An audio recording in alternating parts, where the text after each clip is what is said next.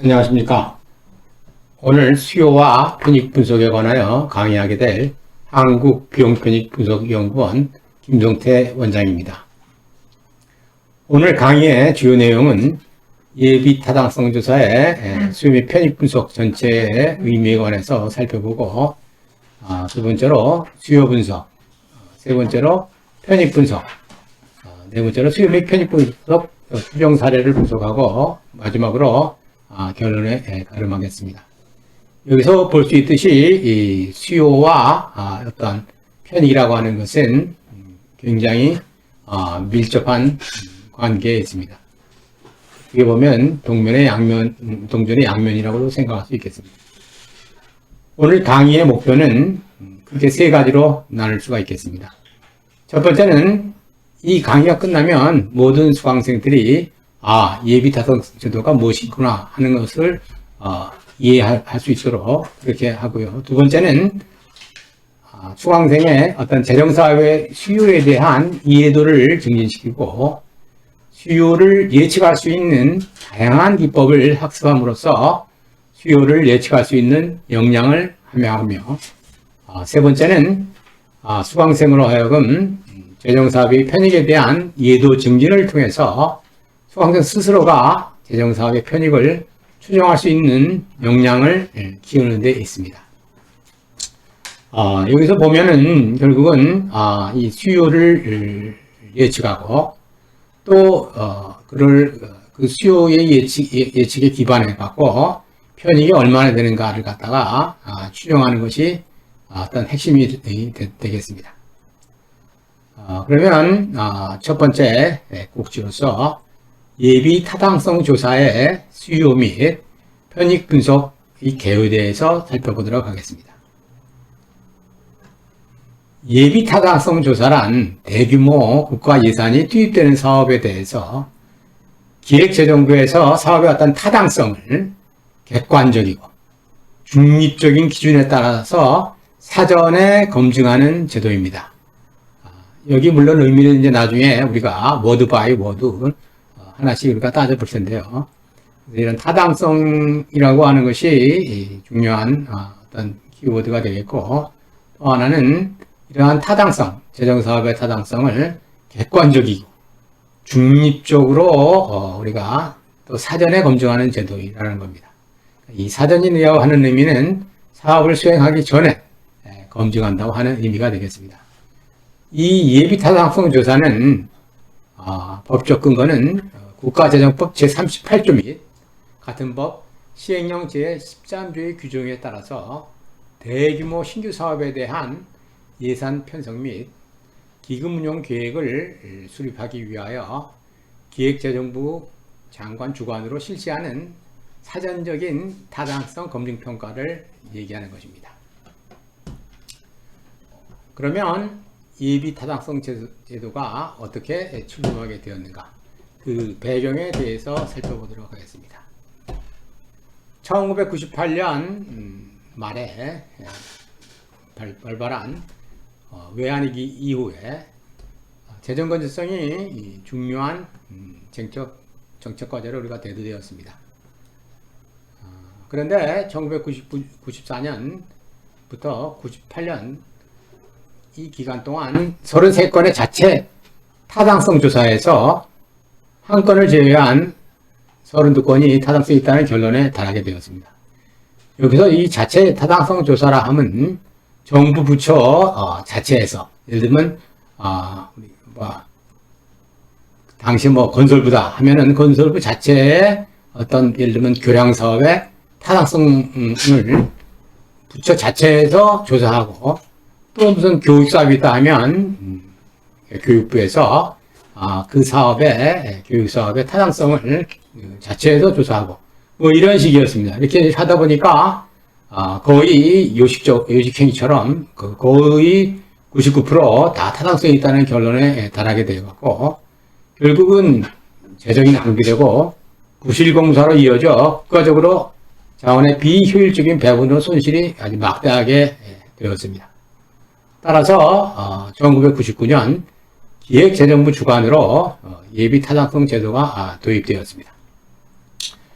한 가지 여기서 우리가 살펴보면 주시하다시피 1998년에 이 외환위기로부터 발발한 우리나라 경제위기가 금융위기까지, 나중에 실물경제위기까지 우리가 쭉 퍼지면서 대규모 금융개혁에 막대한 공적 자금이 투입되게 되었습니다. 그래서 그 당시에 투입된 공적 자금이 예를 들면 그때 당시에 한 166조 2조 원이라고 하는 막대한 공적 자금이 투입되었습니다. 그래서 결과적으로 우리가 3,000개여 개의 금융기관을 갖다 부실 금융기관을 정리할 수 있는 성공했는데요. 근본적인 이유는 이 162조 원의 공적 자금을 결국은 과감하게 투입할 수 있는 여건이 되었기 때문에 그런 겁니다. 그러다 그러면 어떻게 또 이 투입할 수 있었느냐? 당시에 우리나라의 재정의 건전성이 굉장히 양호했기 때문에 그런 겁니다. 따라서 당시에 정책 당국이 생각하기에는 앞으로 또 유사한 경제 위기가 발발했을 때 항상 재정이 건전성이 유지되어야지 또 우리가 필요한 재정 수요를 감당할 수 있지 않겠느냐. 따라서 더 효율적으로 국가 자원을 우리가 배분하자 하는 것이 커다란 의미가 되겠습니다. 그래서 이 예비 타당성 조사들의 목적은 결국은 예산 낭비를 방지하고 효율적인 재정 운영에 기여하는 데 있습니다. 또 대규모 신규 사업에 대한 나중에 나옵니다만 이 대규모 신규 사업은 현재로서는 500억 원 이상이 되는 자금이 소요되는 사업을 대규모 신규 사업이라고 얘기합니다. 그래서 그런 대규모 신규 사업에 대해서 객관적이고 중립적인 조사를 통해서 재정사업의 신규 사업에 대한 우선순위를 결정함으로써 목적을 달성하는 겁니다. 주지하다시피 만약에 국가 재원이 우리가 재정 재원이 풍부하다 그러면은 뭐 굳이 어떤 우선순위를 결정해서 가장 급한 것부터 우리가 사업을 수행해야 될 필요는 없습니다. 하지만 항상 자원은 부족하고 우리가 재정 사업에 대한 수요는 굉장히 많기 때문에 결과적으로는 우선순위를 결정해 갖고 효율적으로 우리가 재정을 운영해야 된다는 것이 당위성에 우리가 도달하게 되어 있는 겁니다. 세 번째는 예타 제도의 목적은 사업의 어떤 경제성과 정책성 또 기술성, 지역균형 발전 등을 종합적으로 고려해서 평가하는데 예타 제도의 우리가 목적이 있습니다. 최초에는 예타 제도가 주로 경제성에 많은 중심을 두었습니다만은 점차 예타 제도가 시대 경제사회 환경이 변함에 따라서 또 정책성과 또 지역균형 발전 등을 종합적으로 고려해서 우리가 사업에 대해서 평가하자 하는 그런 식이 되어 있습니다. 재정사업의 관리 체계는 크게 사전 단계. 이 사전 단계라 하면 재정사업을 시작하기 전에 우리가 관리하는 단계가 되어 있고요. 그 다음에 이제 중간 단계 혹은 이제 집행 단계. 이거는 이제 예산을 쓰기 시작해서 사업을 진행하는 단계가 되겠습니다. 그 다음에 사후 단계는 사업이 다 끝났을 때 관리하는 그러한 것이 우리가 되겠습니다. 그래서 뭐 나중에 나옵니다만은 우리가 예비 타당성 조사는 사전 단계의 어떤 재정사업의 관리 체계에 속하게 되겠고 또 우리가 사업 단계에서는 우리가 또 다 끝난 다음에 심층 평가라든가 하는 것들을 통해서 과연 이 사업이 제대로 효율적으로 수행되었는가를 또 점검하는 그러한 것이 되겠습니다. 그래서 이 재정사업 관리체계에서 예비 타당성 조사의 어떤 위상을 보면 조금 아까 말씀드렸듯이 재정사업이 이제 사전 단계, 중간 단계, 사후 단계로 펼쳐지면은 사전 단계에 우리가 속하게 되겠고요.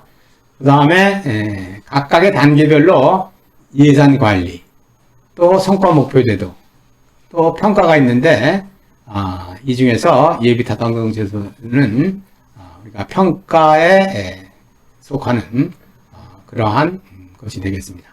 그래서 사전 단계 예산 관리라 하면 예산 편성이 되겠고요. 그 다음에 사전 단계의 성과 목표제들은 성과 계획서가 되겠고, 예산을 재정 사업을 진행하는 단계에서 집행 단계에서는 예산 관리는 총 사업비 관리, 또 성과 목표 제도는 집행을 점검하고, 그 다음에 평가는 또 타당성 제조사로서 우리가 수행하게 되도록 하겠습니다. 사후 단계, 즉 재정 사업이 다 끝난 다음에는 예산 관리 측면에서는 결산 보고서로 가름하는 결산이 되겠고요. 그 다음에 성과 목표 제도의 관점에서는 성과 보고서를 작성하게 되겠고, 또 평가 측면에서는 재정 사업에 대한 자율 평가, 또 심층 평가 및 또 평가에 대한 환류가 이루어지도록 되겠습니다. 즉 피드백이 이루어지도록 되겠습니다. 그래서 다시 정리하여 말씀드리면, 이 예비 타당성 조사는 재정사업 관리체계의 사전 단계의 평가에 관한 것이다 라고 말씀드릴 수 있겠습니다. 예비 타당성 조사 제도가 어떻게 발전했는가?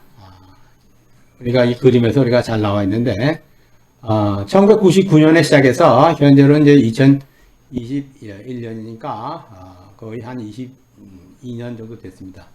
처음에는 이 교통과 같은 사업으로부터 시작해 갖고, 그 다음에는 이제 SOC, 사회간접자본, 그 다음에 이제 2007년에는 R&D 사업에 대해서도 예비 타당성 조사를 승관하게 되겠고요. 그 다음에 이제 중간 단계 평가인 타당성 대조사는 2001년에 우리가 시작했고, 수요 예측 제조사는 2006년에 우리가 시작했습니다. 그리고 2009년에는 복지, 문화 분야에서까지 예비 타당성 조사의 대상 분야를 확대하게 되겠고요. 그 다음에 이 평가 단계를 볼 것 같으면 1999년에는 자율평가, 그 다음에 2000년에는 심층평가로서 우리가 점점 발전해 왔습니다. 또 이 예타 대상 기관을 볼 것 같으면 우리가 PPP 적격성 조사서부터 시작해서 2011년과 16년에는 공공기관 사업에 대한 예타로 확대되었으면서 2014년부터는 지방자치단체의 재정사업에 대해서도 예타를 시작하게 되었습니다.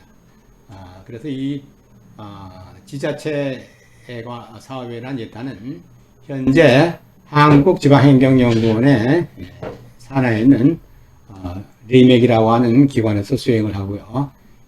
예를 들면 R&D 과제에 대해서는 키스텝에서 우리가 수행하고 있습니다.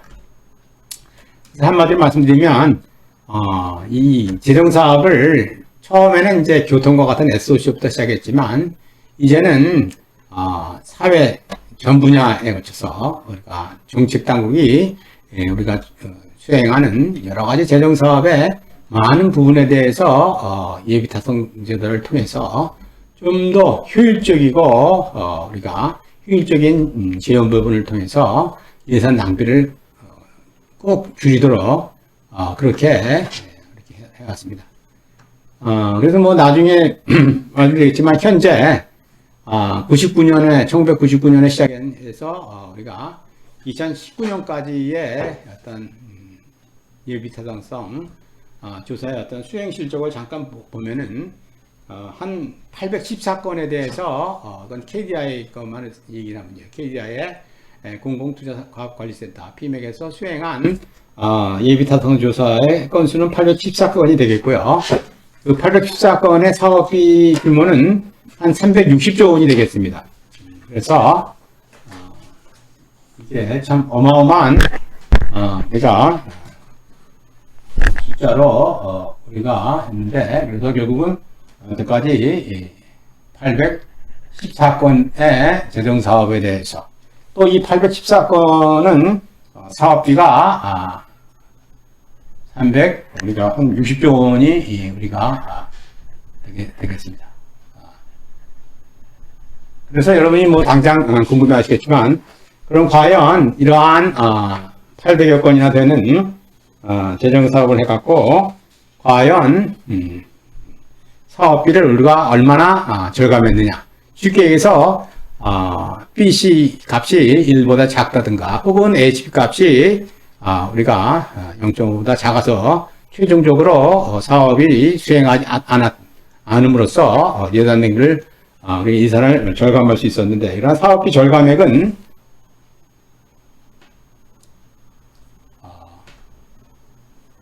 무려 우리가 144조 원의 사업비를 우리가 절감할 수 있었습니다.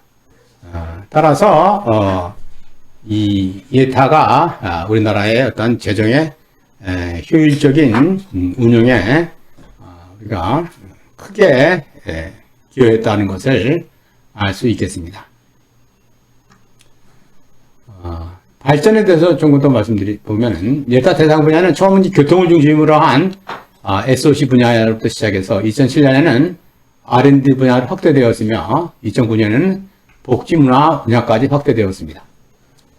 그래서 또 해외 사업의 경우에도 2011년부터 어떤 공공기관의 예타 대상 분야로 선정되어 왔습니다. 그래서 예타의 대상 기관으로 보면 1999년 중앙정부로부터 시작해서 2004년에는 민관 협력 투자 개발 사업인 PPP, Public Private Partnership 사업에 대해서도 적격성 검사 및 타당 조사를 수행하고 있습니다. 2012년부터 공기업 및 준정부기관의 어떤 그 공공기관의 대규모 신규 투자 사업의 타당성에 대해서도 객관적이고 중립적인 예비 타당성 조사를 통해서 공공기관이 추진하는 사업의 효율성 제고 및 또 재무 건전성 확보를 목표로 시행하고 있습니다. 그래서 이것은 그냥 우리가 공타라고 우리가 얘기하고 있고, 우리가 얘기했습니다만, 이러한 이제 R&D 분야의 경우는 우리가 키스텝 한국과학기술정책연구원에서 우리가 하게 되었고, 또 우리가 이 해외 사업의 경우는 우리가 KF에서 또 하도록 되어 있습니다. 그래서 어떻게 보면은 처음에는 KDI의 공공투자관리센터에서 집중되어 있던 어떤 예비타당 조사가 전문 분야별로 나누어서 예비타당 조사를 수행하게 되었습니다. 그래서 여기 보면 2011년부터 공유 중립의 대규모 신규 타당성에 대한 어떤 객관적인 중립적인 예비타당 조사를 통해서 공공기관이 주의하는 사업의 효율성 제고 및 또 재무건전성 확보를 목표로 또 시행되고 있습니다. 2014년에는 우리가 지방자치단체 재정사업을 대상으로 또 예타를 수행하고 있는데, 이것은 한국 지방행정연구원에서 어떤 리맥이라고 하는 이 지자체 재정사업에 대한 예타를 수행하고 있습니다. 예비 타당성 조사의 진행 절차를 잠깐 보시면은, 일단 각 중앙관세장이 예타 대상 사업을 신청합니다. 그래서 우선순위를 제시해 갖고, 그래서 공문을 접수하고, 그러면은 법적 요건의 또 구체성, 시급성 등을 이제 검토해 갖고 재정사업평가위원회에서 예타 대상 선정을 하고 또 의뢰를 하게 됩니다. 중요한 거는 각 그 정부 부처에서는 요 예타의 대상 사업에 신청되는 것 자체가 상당히 경쟁률이 굉장히 높습니다. 그래서 이 각 부처에서도 상당히 우선순위가 있는 재정 사업만이 어떤 예타 대상 사업을 신청할 수 있는데 우리가 포함될 수 있겠습니다. 그래서 재정사업평가위원회에서 어떤 대상을 선정하고 조사를 의뢰하면 이 조사를 수행하고 사업별 이 예타 팀을 구성해서 우리가 PC 분석, 우리가 이제 PC 이게 자주 나옵니다만은 이것은 여기서 이제 B는 베네핏, 또 C는 우리가 코스트. 그래서 PC 분석을 우리가 비용 편익 분석이라고 우리가 합니다. 그런데 뭐 여담입니다만은 왜 PC 분석을 우리가 베네핏 코스트 어널리시스 하지 않고 우리가 이거를 거꾸로 PC 분석이라 하는데 우리가 영어로 얘기할 때는 코스트 베네핏 어널리시스라고 해서 비용이 먼저 나옵니다. 비용 편익 분석이라고 얘기하는데 사실은 요 자체, 요 BC 값 자체는 비용 편익이 아니라 편익, 그러니까 비용 대비 편익 비율 이 우리가 비용 대비 우리가 편익 비율이 우리가 그래서 일단 뭐 나중에 우리가 오늘 이제 주제가 나오겠습니다만은 일단 어떤 특정 사업이 경제성이 담보되려면은 이 BC 값이 1보다 크거나 같아야 됩니다. 그래서 이제 비용 대비 이제 편익이 많다는 게 입증이 되겠고요. 하지만 꼭 경제성만을 보는 것이 아니라 경제성과 함께 어떤 정책성 분석도 통해서 이것이 정책적으로 꼭 어느 정도 필요하냐를 갖다가 우리가 또 보고 그 말고도 또 지역 균형 발전에는 또 어느 정도의 영향을 미치는가도 고려해서 이걸 모든 걸 다 종합적으로 고려해 갖고 AHP가 즉 우리가 종합평가가 되겠는데 0.5 이상이면 타당성이 있으므로 우리가 나오고 그러니까 요 BC 분석 단계에서는 우리가 이 BC 값이 1보다 크거나 같으면은 이게 이제 그 해당 사업이 경제성이 있다 이렇게 우리가 나오는 겁니다.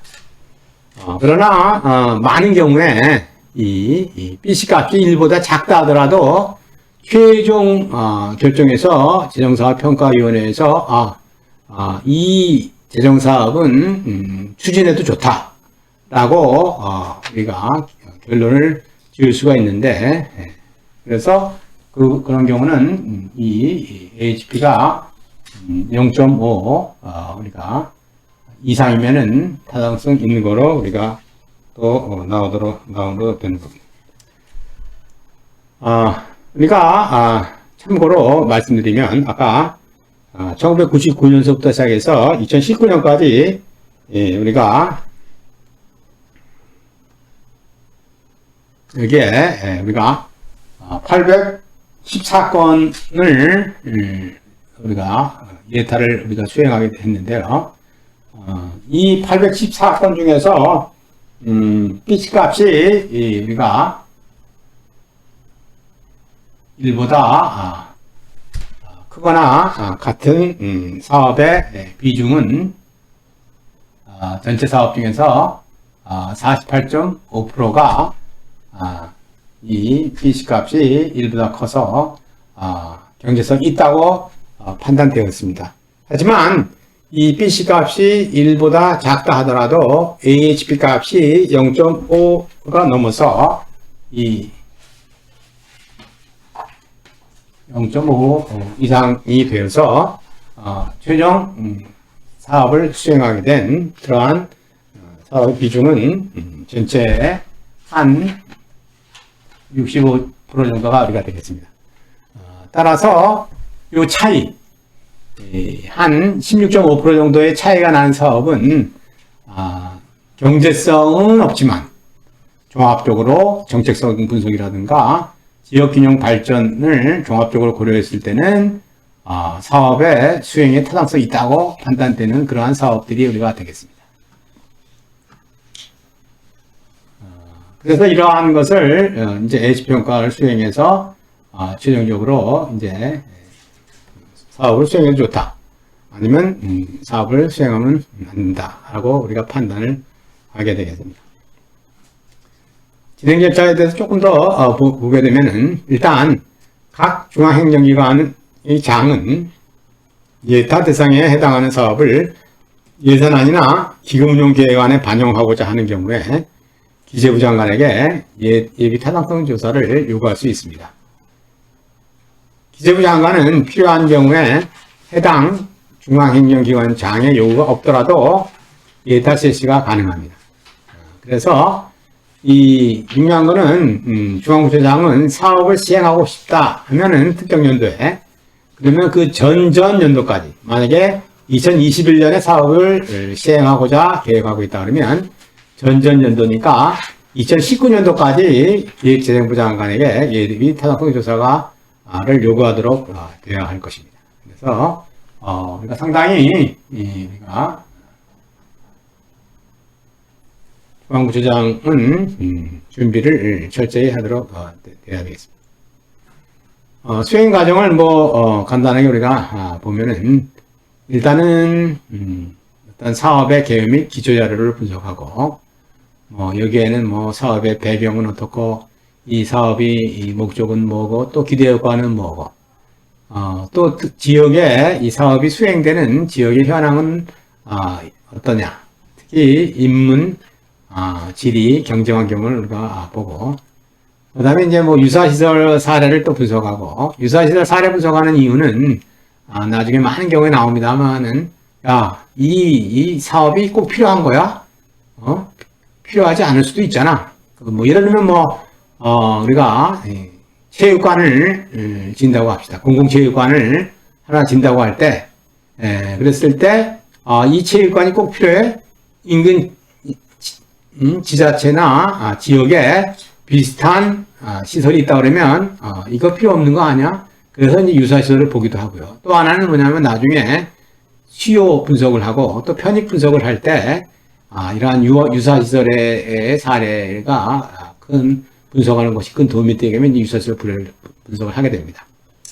그 다음에 이제 공학적 자료 조사 및 분석인데 이 공학적 자료 조사 및 분석이라고 하는 것은 우리가 나중에 나옵니다만은 이것은 어떤 기술성 분석으로 어떻게 생각해도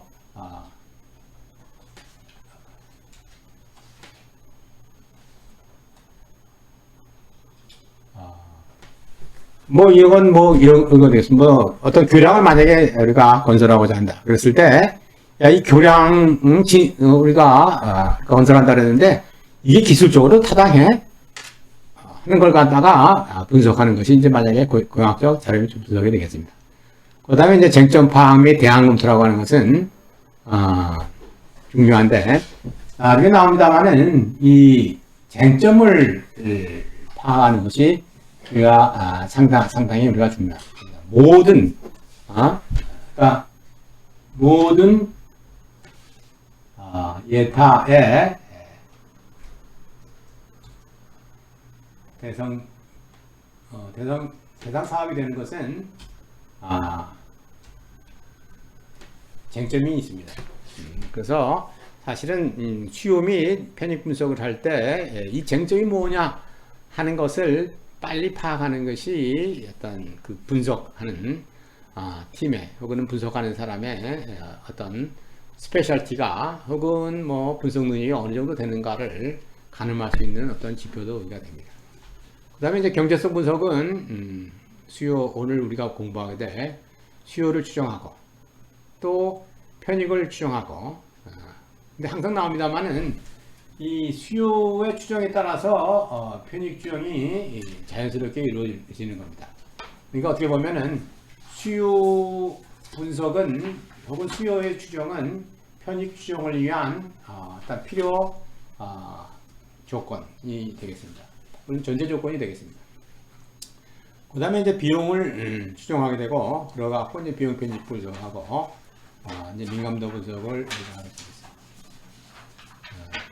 그 다음에 정책성 분석에서는 우리가 사업 추진 여건을 정책 일치성 또 내부 여건이라든가 지역 주민의 사업 태도 및 외부 여건을 우리가 보고, 또 이 정책 효과 중에서 일자리 효과, 또 환경성 평가, 안전성 평가 등을 하게 되겠고, 지역 균형 발전 분석에서는 지역 낙후도와 지역 경제 파급 효과를 우리가 분석하게 되었습니다. 그래서 마지막에 이 모든 것들을 다 중심으로 해서 종합평가를 하게 되는데, 이 종합평가를 다기준 분석이라고 하는데 나중에 나옵니다만, 어널리티컬 하이어라키 프로세스라 해서 우리가 분석적 위계 절차라고 혹은 다기준 분석이라고 우리가 합니다. 그래서 이러한 경우는 사업의 추진 타당성 유무를 우리가 보게 되고, 이제 정책 제안을 우리가 하게 되겠습니다. 필수 민자 검토 대상 사업 중에서 타당성을 확보하는 사업에 대해서는 민자 적격성을 판단해서 민간 투자 사업 전환 여부를 결정합니다. 이게 흥미로운 게 있는데, 그런 우스갯소리로 그런 게 있습니다. BC 값이 1보다 크면 경제성이 있다 그랬는데, 그래서 초보 분석가들은 예를 들어서 BC 값이 뭐 3.5 이렇게 나오고, 이게 굉장히 경제성이 있네 하고, 우리 진짜 잘했네, 분석을 잘했네 라고 잘못 판단하는 경우도 있는데, 쉽게 얘기하면 BC 값이 3.5 정도 된다. 그러면은 기획재정부에서는 야, 이거 무슨 공공투자 사업을 할 필요가 뭐 있어? 그냥 민간 사업을 하도록 해. 이렇게 우리가 되는 겁니다. 따라서 BC 값이 1보다 커서 타당성이 있다고 하는, 경제성이 있다고 하는 것을 입증하는 것까지는 좋은데, 너무 과다에 크면은 결국은 민자 검토 대상 사업이 된다는 것을 유명하면 되겠습니다.